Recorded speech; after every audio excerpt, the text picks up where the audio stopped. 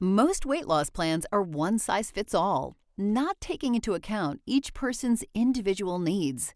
Noom is here to change that. Noom Weight uses psychology. That's why they say losing weight starts with your brain. But it also takes into account your unique biological factors, which also affect weight loss success. The program helps you understand the science behind your eating choices and why you have cravings. Everyone's journey is different, so your daily lessons are personalized to you and your goals. One of the great things about Noom is that it's nourishing instead of restrictive. They focus on progress instead of perfection. You don't have to give up carbs, or anything for that matter.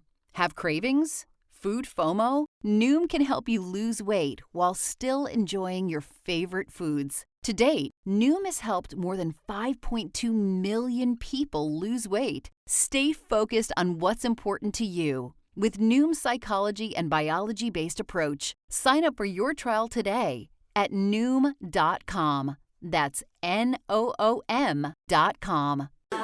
This is Life Admin Life Hacks, a podcast that gives you techniques, tips and tools to tackle your life admin more efficiently, to save your time, your money and improve your household harmony.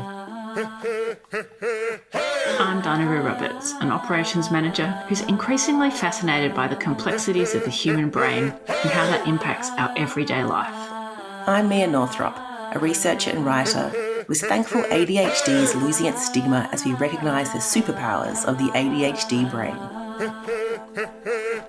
Hello and welcome to Life Admin Life Hacks. In this episode, we interview Sharon Collon, an ADHD coach who reveals the strengths and challenges of the ADHD brain, practical organisational strategies for families whose members have ADHD, and techniques for adults with ADHD to focus and get their life admin done.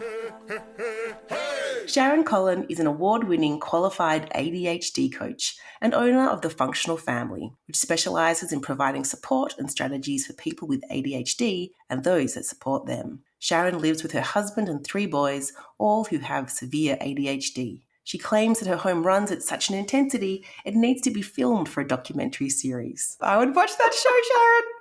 The daily stress burnt her out and it had a negative impact on Sharon's health. At a complete loss of how she was supposed to have a functional family, she began researching ADHD to try and learn more about ways to work with the ADHD brain and create a more joyful, streamlined home. What followed was a series of spectacular failures, weird experiments, and then formal studying ADHD. Through it all, the Collon family found a way to make their life with ADHD work for them. Now, Sharon helps others do the same, whether it be through adult ADHD coaching, parent mentoring, the low-cost membership, the 6-week program, or the ADHD Families podcast. She provides a safe place for people with ADHD to learn about their brain and create strategies that work for them. Sharon, thank you so much for coming on the show. Thank you so much for having me. I'm a bit of a fan of this podcast, so I'm really excited to be here. Well, we know our audience have a million questions about ADHD. They either have ADHD themselves or they have family members with ADHD. So we were so thrilled to bump into you and invite you with your expertise and, importantly, your practical knowledge of how to make a household work when you or family members have ADHD. And what I want to do is start off by asking about the ADHD brain. What are the characteristics of the ADHD brain? So ADHD, in essence, is a neurological difference, and it is largely genetic. So it's passed down from the parents or through the family line. Essentially what it is a little bit of executive function challenges. So executive functions are things that our prefrontal cortex in our brain does, and people with ADHD sometimes have impaired executive functions. So executive functions are things like focus, memory, short-term memory recall, task prioritization, time awareness, emotional regulation. Those are the things that can be impaired. So people often think of ADHD as just a focus issue. It's a trouble in school, but it's so much bigger than that. It actually affects every corner of their life. One of the things that I love to do is to be able to help people learn about their strengths and what makes the ADHD brain amazing, because it is truly incredible. I live with 4 incredible ADHD brains, and all my favorite people in the world have ADHD. I love watching how their brain works. I'm constantly fascinated by it. Like, they have the best ideas. They are great creative people. Usually they think outside the box. Like, it's stuff that I could only dream about, the way that their brain processes information. So there's positives, there's definite positives as well. And we've got to help people with ADHD learn how to use their brain. It's kind of a little bit like Spider-Man. It's an analogy that I use a lot. So he gets the webbing skill, like he gets that thing, but at the start, he just keeps webbing himself. It's really intense for him, and he doesn't know how to use his gift. So he goes away to a factory and he practices and practices and practices, and then he learns to harness his ability. And that's kind of how I see the ADHD brain. Some people just need a little bit of help learning how to use their gift. Yeah, beautiful. There are superpowers associated with it, so it's worth understanding how to harness those superpowers. So, in terms of your own journey, was your husband aware that he had ADHD when you were together, or did it come about when kids got diagnosed? Because that's often how adults find out that they have ADHD. It's because their kids get a diagnosis and they're like, maybe this is what's going on for me too. How did it play out in your household? I think that scenario that you just spoke about is really common, especially in women. So their kids will get diagnosed and then they start thinking, some of those questions really apply to me. And women, the reason that it's a little bit different in women is it often presents quite differently in women. So it looks a lot like anxiety in women. And they're quite good at masking usually. They miss that early diagnosis, which is a real shame. When we think of ADHD, like stereotypically, we would think of the hyperactive little boy presentation.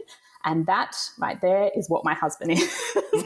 He couldn't be more stereotypical than, like, if he tried. He is still to this day, and bear in mind that I'm an ADHD coach and work with people with ADHD every day, the most extreme presentation I've ever come across. That is the one thing that I adore about him and that attracted me to him in the first place. I call him a cyclone. He's my resident cyclone. He just breezes in, causes carnage, excites everyone, and then breezes out. That is exciting, but also a little bit problematic on my nervous system.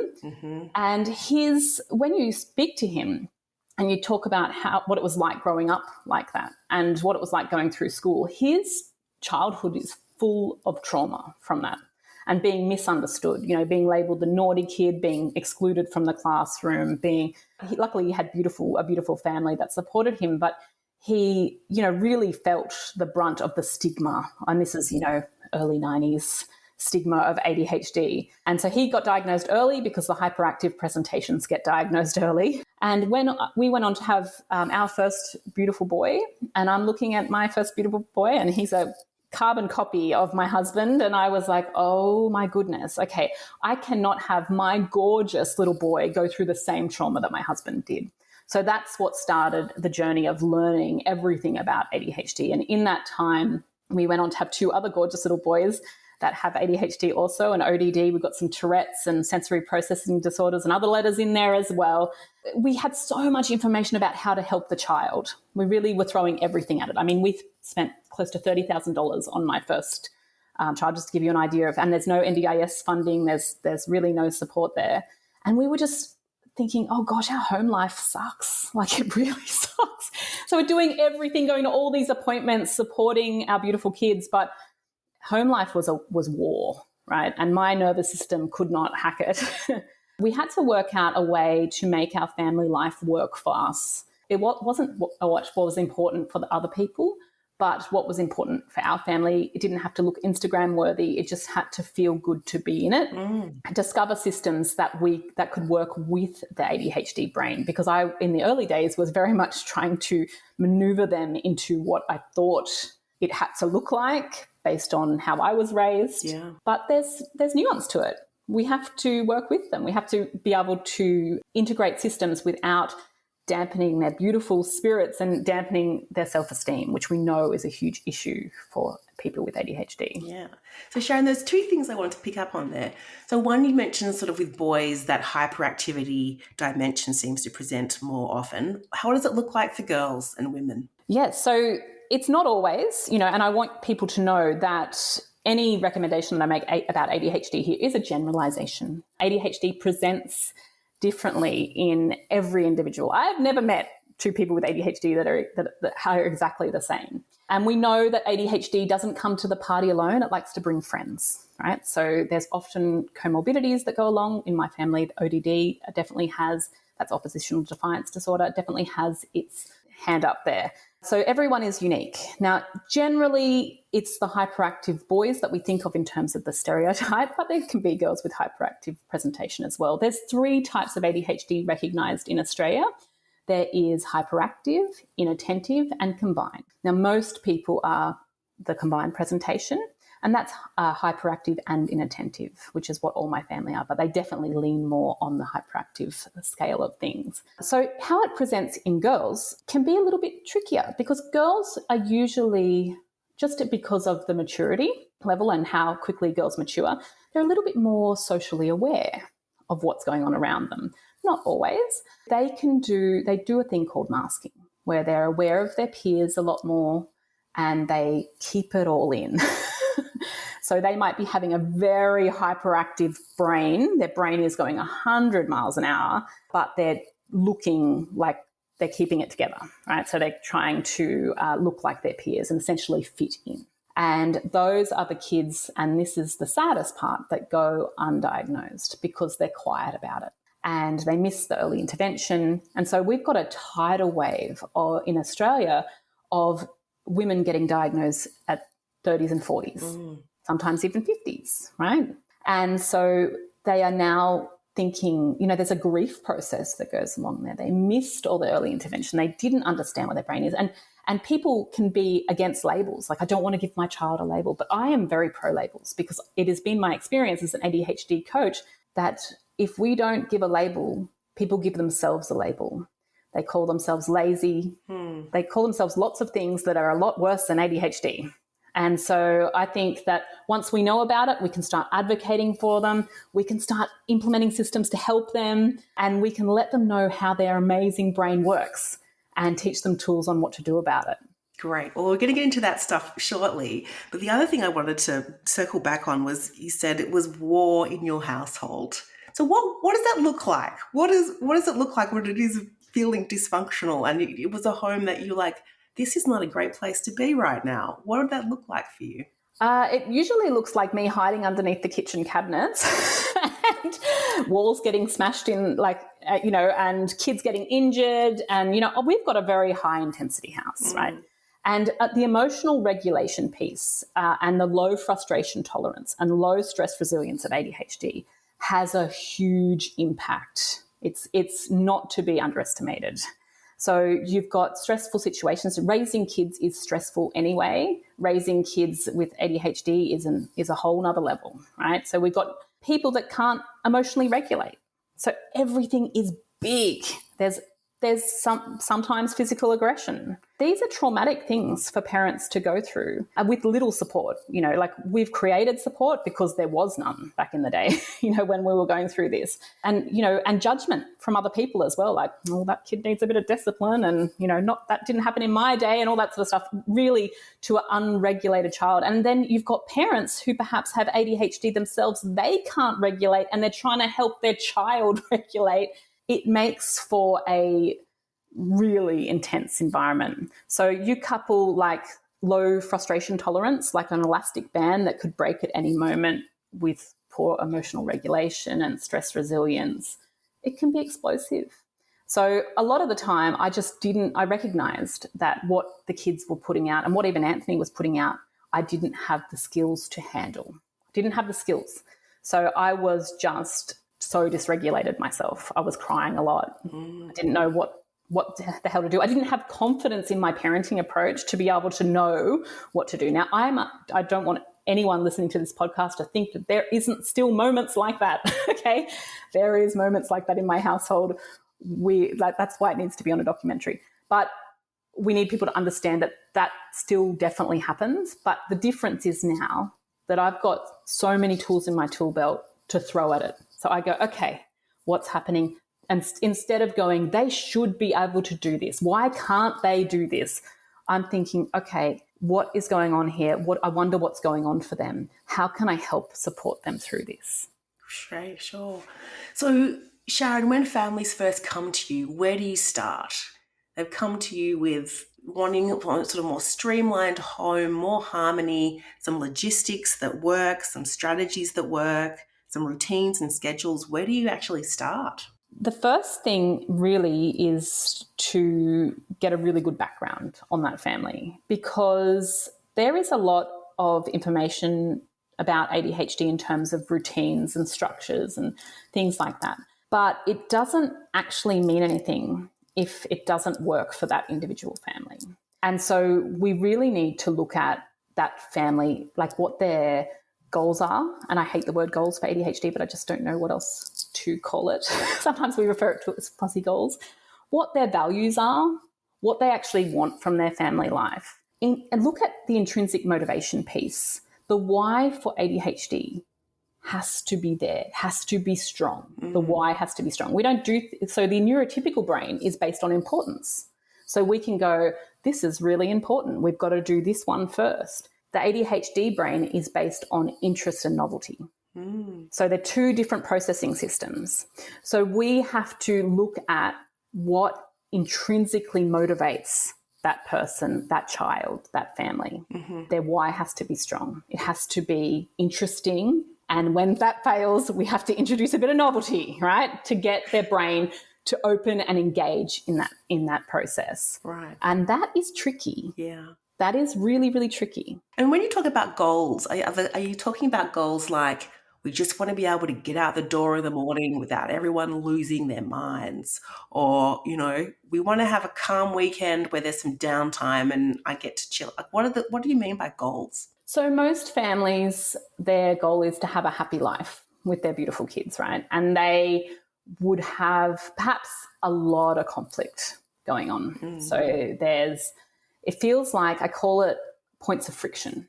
So say if you use the morning example that you mentioned there, that to get out the door in the morning, there's a whole sequence of things that we have to do. The problem is all of them are a bit monotonous, right? They're day in, day out jobs. And what happens when there's a bit of boredom for the ADHD brain? Boom, it shuts, right? It feels like you're walking through mud because it's not interesting or novel. And there can be friction points. And then you add in a time pressure because we have to get out the door by 8 o'clock, right? And that's pressure also overwhelms the ADHD brain. So these beautiful parents are doing their best to sequence these events. And perhaps they're bringing a bit of rushing energy as well. Like, come on, we've got to get the door. We've got to get a stack of this. And all of that just goes, and that person with ADHD just can't cope. And they go into fight or flight, and they either go into fight or flight or they freeze, right? They just completely shut down. So it's about working out ways to get those lots of little tasks stacked that we can keep the person with ADHD engaged. We can intrinsically motivate them to do it without making too many demands. So it's that, no, there's so much to this, so I'm just being careful about what I say. But, when we make demands like, can you go and put your shoes on? Most people with ADHD have a level of that oppositional component. We want to push back without even thinking about it too much. So you're better off phrasing something like that is in, can you tell me what you have to do next? Right? It's not a demand. It's asking them to go to the part of their brain that thinks about what they have to do next, and they're making a decision about what that is. So there's lots of little tricks that we can do to support these beautiful families, but knowing that things that make it really challenging for people with ADHD are pressure, overwhelm, the sense that they're not doing very well, negative feedback, and boredom. They're like really clear, well-known things that make it harder. But on the flip side, we know things that make it easy for them are novelty, interest, praise, things that the sense that they're doing well or it's easy, and the sense that they're liked. Those are the things that we've got in our tool belt to see if we can make it easier for them, for those things. Well, that's an interesting place to sort of start talking about life admin and the ADHD brain, because life admin can be very tedious. It's not exactly the most stimulating thing. So if we switch gears for a moment and talk about adults who have ADHD, and, the word that you just mentioned there around feeling overwhelmed, that is probably the key word we hear from people about when they're trying to tackle life admin and be more organised, that it's so overwhelming for me. So for adults, where do you start when you're coaching them? When they're what are the kind of goals that you often hear from your adult clients? That's a really great question. And I wanted to preface it by saying that adults is my favorite because, well, also our kids learn by watching us, right? They learn systems and structure and things by watching their parents. They definitely don't love doing what we say. So they learn by watching. So it's really great to be able to model some of these skills of life admin because that's how our kids learn them. So something as simple as, and I also wanted to say, that people with ADHD are usually very highly intelligent. Okay, so this is not this is not about IQ. There is a 30% maturity delay when it comes to ADHD. So we've got to allow for that. So they're often presenting a little bit younger until they're at the age of 25 when it levels up. But things that they come to me with for life admin is really life skill stuff, life management. They can nail the things that they're interested in. In fact, most of them are gifted in the things that they're interested in. They've got hyper focus. They can, say their work or something like that they love doing. They are incredible. But what they struggle with is the life management. So things like paying bills on time, laundry systems, meal planning, managing their finances, being able to calendar and allowing time between things and not overscheduling. Those are the things that can really grind their gears and suck all their energy. Okay, let's get super practical. What do you suggest for people when it comes to bills? I literally got an email this week from someone saying, my ADHD brain, can you suggest an app for bill reminders? And I was like, okay, well, there are probably a bunch of strategies. You are the expert, Sharon. Tell us, what do you do when it comes to bills, getting them paid on time? Well, I love the system, and it really does depend on the individual and what their motivation is. But I love the system of handling it once, okay? So we have a tendency to go, okay, I've opened that, I'll deal with that later, right? But I would say to people, I'd prefer you to only, when you open it straight away, that's when you handle it right then, okay? Yeah. So the later that we anticipate, we're often anticipating that future me is going to have more time or future me is going to come back to that. And future me is going to be way more on top of that. There's no future me. Yes. The trick is that future me is really just as time poor and busy as now me. So I would really love people to just handle it once, okay? Beautiful. Don't open it unless you can handle it once. Yeah, we call those 2 minutes too easy tasks. If it takes less than 2 minutes to do, just do it then. So if you get the bill, you just pay it then. Or you can future date it. You can future date the payment so it doesn't have to hit your bank account today, but just deal with it as soon as it gets on your radar. Better yet, don't handle it all. Put it on direct debit. Yeah, beautiful. Automate. You don't need to occupy brain space with those kinds of things. Let's get things on direct debit. When you can't do that, let's get reminders in your calendar. More reminders, the better. We've got to work out what is going to make things easier for that individual. Yeah, fabulous. Okay, you mentioned laundry systems. This is another thing that I am one of those unusual people that really quite likes doing laundry. I love getting all the hampers done and knowing that all the clothes are processed and we have full capacity wardrobes. It's so satisfying to me. And I have friends who are like, it is chaos. And I've literally gone to friends' house and helped them do their laundry because it's stacked miles high. What are your suggestions around this? Okay, so one thing that actually causes people, we're looking at where the system's falling over. Okay, so, and it is in a sense like a cycle task. So it's something that we have to keep doing, unfortunately. It's a bit like groceries. You go, oh, that's done. We have this perception that it's done, but it's not done. Next week comes, yeah. So it's a cycle task. So it can be really tricky for people with ADHD because there's not a lot of novelty in there. It's not very interesting unless it's for you because you seem to be, I'm watching your body language as you're talking about it. Yeah. Everything else I'm not a fan of, but laundry, I don't know why. It's weird. Maybe it's the smell of the detergent. I don't know.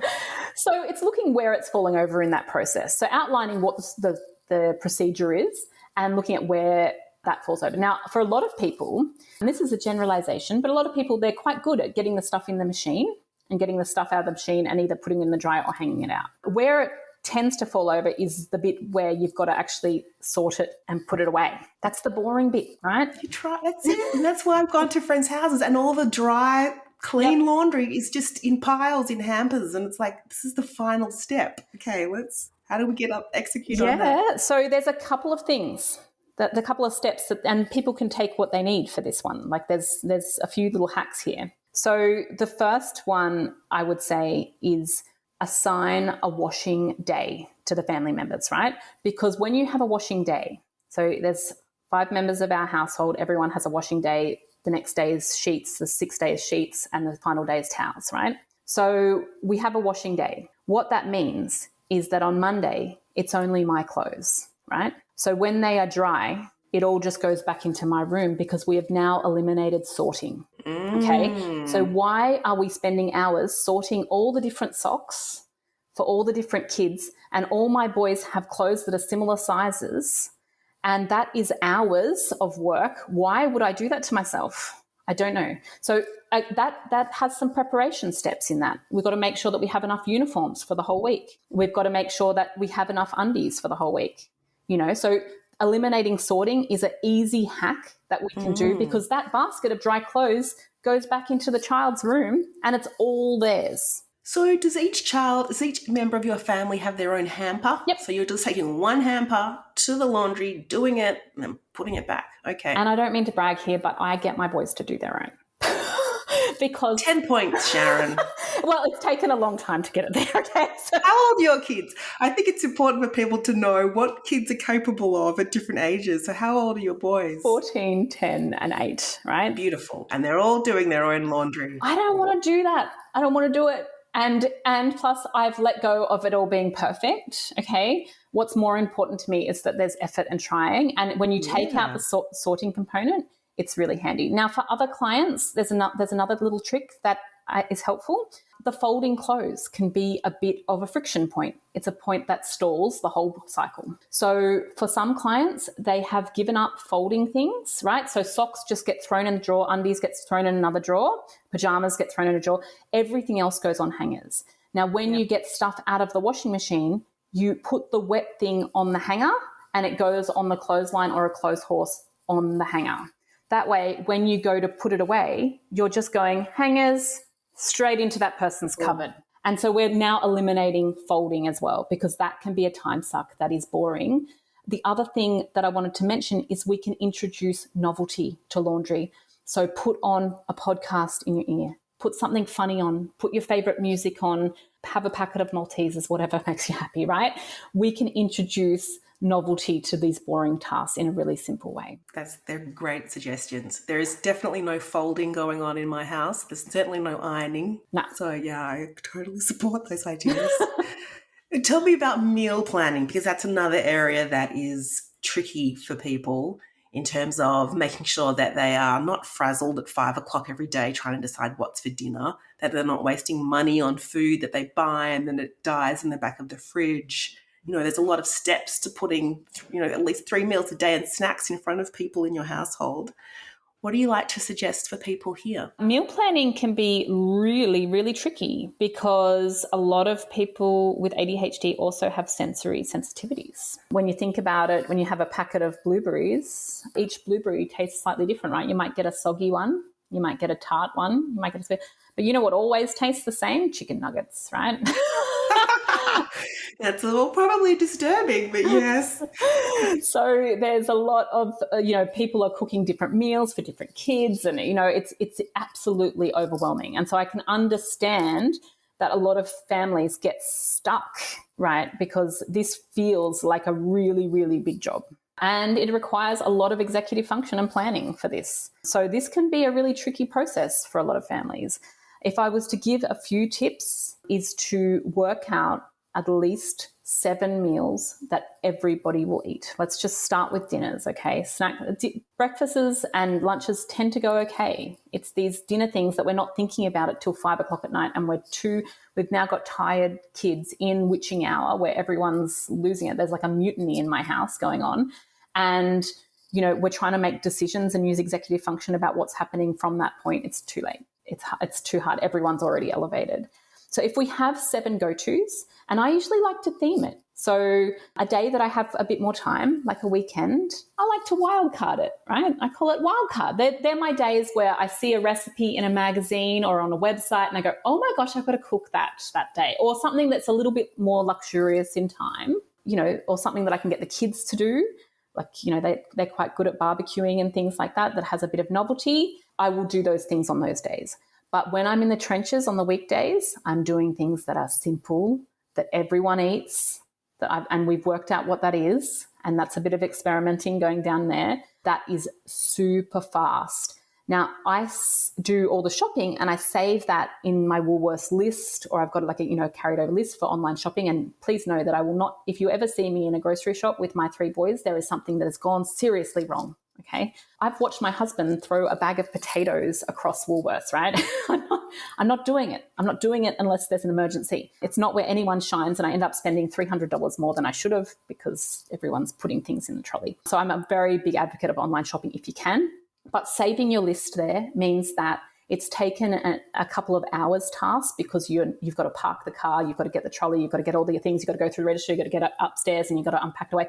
You've reduced it down by saving your list and just taking over the things from your weekly menu to a half an hour task. And it doesn't really matter what days of the week you have your 7 meals. You can shake it up based on what you feel like, but you always know that you've got those things in there.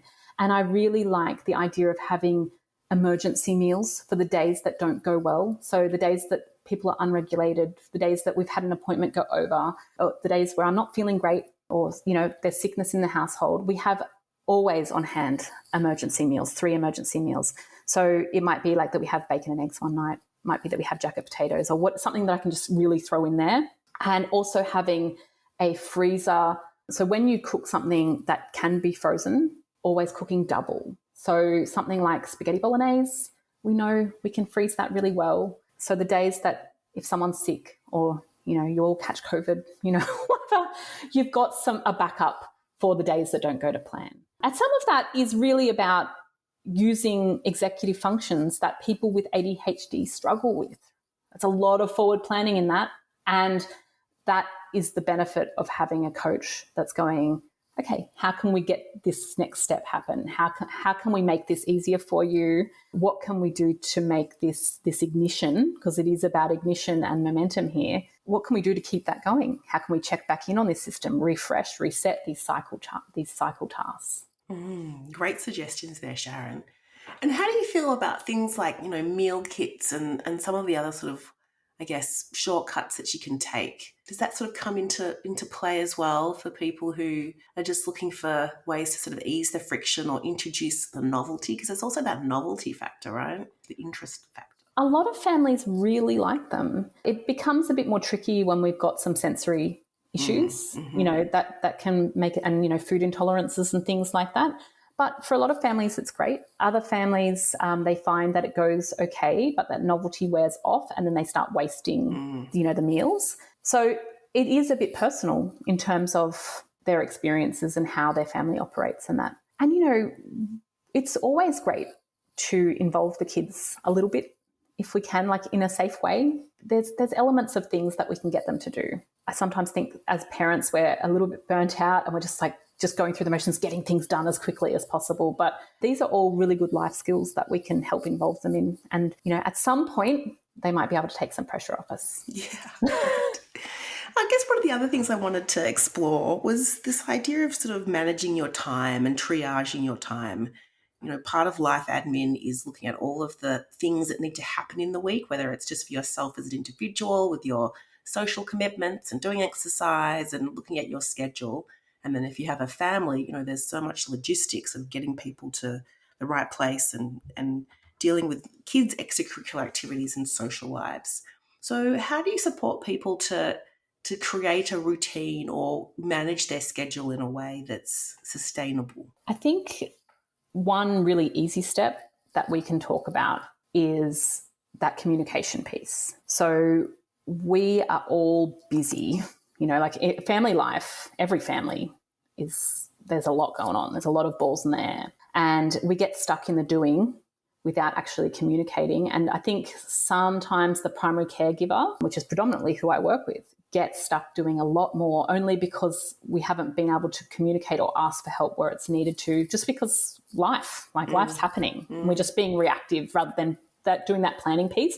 Now, planning is a tricky thing for people with ADHD. And so we really love to encourage people to take some time on a Saturday or a Sunday to look at the week. Now, this is an executive function, right? This is a habit that we're going to build. So we stack it onto like a family dinner or something like that. I love putting the family meeting, and I've got a resource for people on this as well, which I'll get you to include in the show notes. I've got a resource that talks about how we structure our family meeting, and then one for people to create their own family meeting agenda. This isn't really about what my family does. It doesn't have to look exactly the same. It's what feels good for their family.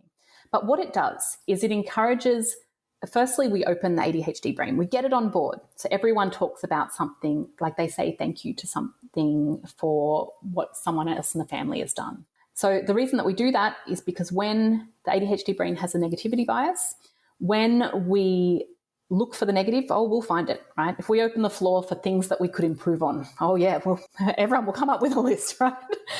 No one's been replacing the toilet on the toilet roll holder. We'll go through that negativity.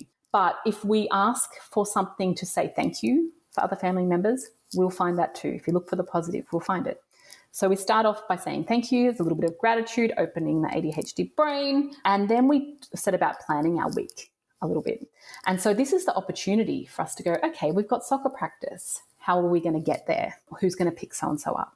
Do we have the clothes that we need for that? You know, we've got this happening on Saturday and Sunday. What are we going to do here? Do we need a birthday card for that? And that is executive functional forward planning. Okay. And we're modeling it for our kids, but we're doing it as a family to take some of the pressure off whoever is doing the most of that and all that invisible load that the primary caregiver often carries. We want to be communicating some of that and seeing if we can offload it. But what bits can we delegate? What bits can we get someone to help with? It's an easy way of taking some of that pressure off. Yeah, I mean, that's great advice for everybody in terms of sharing the load, sharing that mental load and looking for ways to reduce it overall, but also understanding that other people can pick up different parts of the decision-making and the planning and the anticipating and then the execution of whatever task it is. I love that. Thank you. And I guess to finish off, I wanted to talk about some of the challenges with ADHD in terms of distractions and focus. And when you do need to sit down and do tasks like compare your superannuation options or switch electricity providers, sometimes a cup of tea and a bit of a playlist in the background can get you there. But what are other strategies that people with ADHD can use to help them focus? Okay, so when you're doing something like that, which is a truly horrendous task, I mean, I'm neurotypical and I still don't want to, I don't want to do that. So, for a person with ADHD, that can feel truly very hard. But there's a few things that we could do. And these are just experiments. We just see how they're going. There's no good or bad or right or wrong with any ADHD strategy. It's just an experiment, how it works for that individual uniquely. But I know that a lot of the time that people with ADHD are super sensitive. They've got sensitive nervous systems. Their environment plays a role in that. So if you're trying to do that in the place that you always do, you're trying to do a difficult task in the place that you're always doing difficult tasks, it's very easy to get distracted with something else and go onto Facebook and lose your day there, right? So sometimes changing environments can help. So going to a coffee shop to do that, or going out into a park to do that very specific task, like review your superannuation, can switch your brain into another gear, right? And allow you to get that task done, removing yourself from that location where you usually do those things. Same with work. If you've got a task that you've got to do, like a performance review or something, go somewhere else, get out of there. Even better if it's outside, since really that's wonderful. But there's another thing that is a underutilized tool for ADHD, and that is body doubling. We know that when you do a task with someone else, it opens your brain because it's got a novelty component, and it allows you to get a task done, to access that task. So there's a whole websites where you can body double with other people doing similar things. So you say what you're going to do. This is something that we introduced last year. So we have the Hour of Power weekly workroom where people can jump on a Zoom call once a week and do their life admin with me. And it's part of the Art of Adulting membership. We have multiple sessions during the week. So you can sit down and body double, and members can initiate their own and say, I'm going to be sitting down and doing it this time. Join me, so that you do have that accountability, and there's that, it's amazing. Even I do it, and I can't believe how much more productive I am just sitting there knowing that there's a screen full of people and we're all beaving away at the same time. It's incredibly effective. That is wonderful to hear. And, it is an easy strategy that you can do it. And in a certain, it allows us to really get through some of those more boring tasks that we perhaps are putting off if we've got a joint feeling that we're all working together for it, and also that novelty component of having all those people on the screen. So underutilized resource. So I'm really glad that you guys are doing that too. It's exciting. Okay, so Sharon, I guess any final words for people who either have ADHD themselves or they have family members with ADHD and they want to move forward and have a more sort of streamlined approach? What message would you want them to take away from this today? I really want to let them know that I know how hard it is. I work with people with ADHD every day. I know how hard they are trying, right? They are doing incredible things with their awesome brain. But if there is something or a few things that perhaps is causing friction for them, to encourage them to have a look at it from a CEO perspective, like an auditor, a little bit of an life auditing, because we don't want them to get their energy sucked by the daily friction, right? If there's something that is not working, let's make a plan to see if we can make that easier for them. There's often a few little things to do, and sometimes you might need support to find it, but there's often little things, little tweaks that we can make to make that point of friction a little bit easier for them. And learning about how your brain works uniquely can really empower you to do that. Because if I know anything about the ADHD brain, is that it's an ideas factory, right? They have the best ideas. They are great at problem solving, and they might just need to dedicate some time or to think about what problems they need to solve, and they might need a little bit of help with the momentum of solving those problems. But it's so great, and there's so much power in knowing where your friction points are and what we can do to make those things easier, because life is supposed to be joyful, not all the time, but we want to look at things from that perspective to see what can we do to make this easier. We don't want to have stressed out existences, and we don't want to keep banging our heads against the same brick wall. So know that there is so much support out there for you now to discover how your brain works, and then what we can do to make those points of friction a little bit easier, and then celebrate things that you're already doing so well and trying so hard for. Excellent, Sharon. Thank you so much for sharing your experience and your expertise with us today. The work you're doing is truly life-changing for individuals and families in helping them embrace that optimism and embrace the joy and move out of that frustration, and also sort of, the negative self-talk that happens when you start doubting either your abilities as a parent or your characteristic in your personality, and moving beyond that and embracing people's superpowers with their ADHD brain. So thank you. It's been a pleasure. Thank you so much for having me. It's been an absolute joy to be here today. So you mentioned some resources. Where can our listeners find you if they want to hear more or tap into some of your awesome material? Oh, yes. So you can check me out at thefunctionalfamily.com. There's everything there. There's a blog, there's a podcast, ADHD Families, and lots of resources. I've got the family meeting resource. I've got a predictable problems resource there that helps you problem solve some of those friction points. I'll give that all to you for the show notes so people can go in and access those. You can always follow me on socials as well, and lots of free tools as well for these beautiful families. Incredible. Thank you, Sharon. Thanks for listening. Show notes for this episode are available at lifeadminlifehacks.com. And if you're a fan, please subscribe and share the love and tell a friend, or review us in your podcasting app. You can also follow us on Facebook, Instagram, and LinkedIn.